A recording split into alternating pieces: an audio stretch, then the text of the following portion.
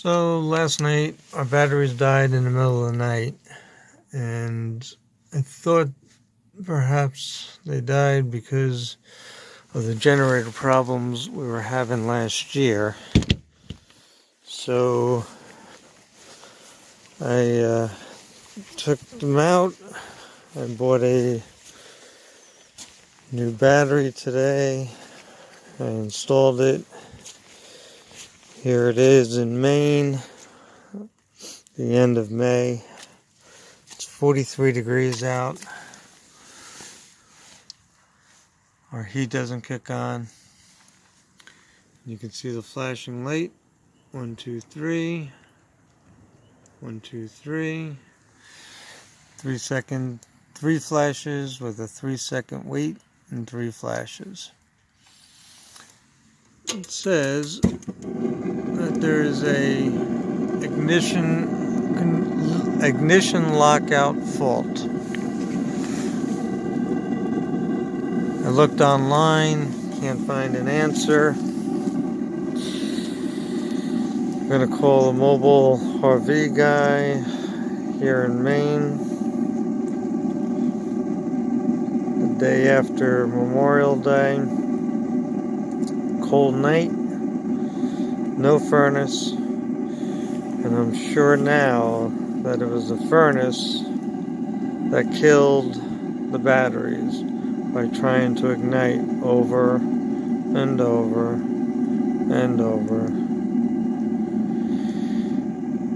Last November, at the end of our trip for 2018, we noticed the batteries weren't lasting all night.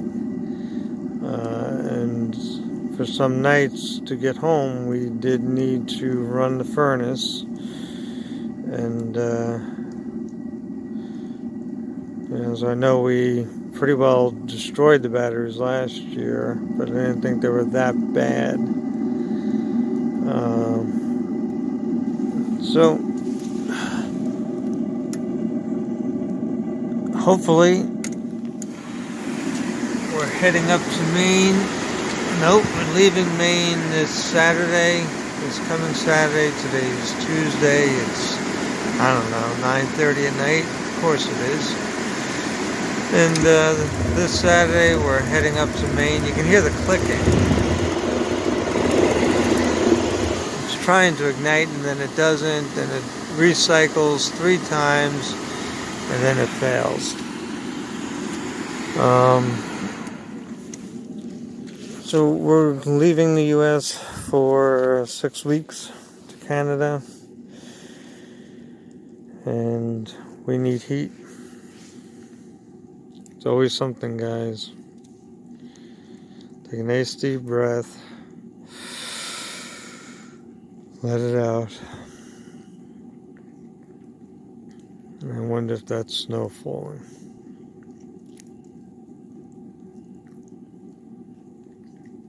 So, a follow-up to last night's problems. I took out this control board. There's a wing nut right up there. Don't take it all the way out, just loosen it. The whole board will slide out. Disconnect your this junction, this hot, and then the 2 switches for the blower, the 2 wires for the blower. So I took that out, brought it to his shop. He said he had one, but he didn't think that was the problem. He said he thought it was the valve shutting off the propane. So before I took everything apart, I turned on the stove, and the flame was a nice blue, which means there's good gas flow. I checked the hot water heater right there, and that was blue also. So the gas flow wasn't a problem. I wasn't convinced it was the valve, the gas valve. But he suggested I go to another place, so I went to another place, and they said the same thing that he said. But they couldn't get the gas valve in for another week, and we weren't going to be here. So Went to a third place. I called them, and Webb's RV, and up here in Maine. I'll put a link to their website in the show notes or underneath this video down at the bottom there. So he said most likely it's the sail switch, which is in here. So before he came out to look at it, and we had driven about 20 miles, 30 miles to his shop, I put the board back in, figuring he may want to see it with the board in. So I put it in, turned on the furnace, and voila, it all worked. So when he came out, he said it was probably the sail switch, which is in here. And he said, you see the little, that's a screw mount, and there's another one behind the label. He said, just give it a little tap right in there. If that ever happens again, with that code where the furnace won't kick on, he said the sail switch is in there, and it's like a little fin that rotates around like a sail. He said sometimes it gets hung up. So you give it a little tap, it loosens up, and it goes. So theoretically, driving the 20 miles, 30 miles over to his shop, loosened it up, put the board back in, hooked it up, and everything worked fine. So I said, do the sail switches go bad? He said, sometimes they do. They get corroded and such, and they're cheap.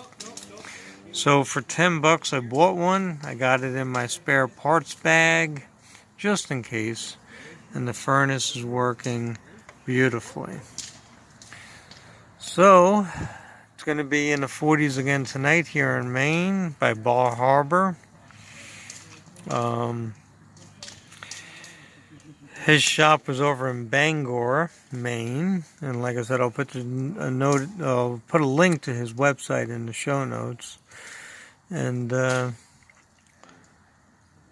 you go. Problem solved. Got heat. Life is good again. It's chilly. It's rainy. And off to Canada in 3 more days.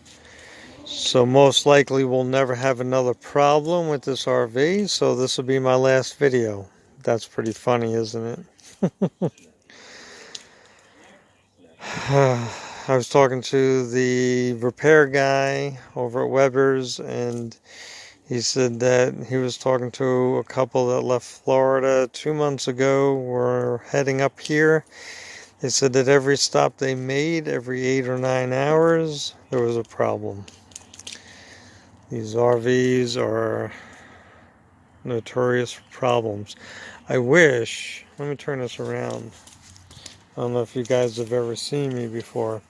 I wish that I was wired more for, yep, these RVs have problems and there's going to be problems. I'm just not wired that way. I'm wired, if there was a problem and you fix it, then it's done. And I'm in for a rude awakening. This is our second long trip, and we're only 3 weeks into this one. So after today, we'll hit Acadia National Park and Bar Harbor. And then we're going to leave here Saturday morning, the end of May, is it? Or the beginning of June? I think maybe June 1st, not sure. And we head up to New Brunswick, Canada. We'll be in Canada for 5, 6, maybe 7 weeks. It's going to be interesting. I hope I don't post any more videos of our problems. Be well, everybody. Enjoy the road. Drive safe. Bye-bye.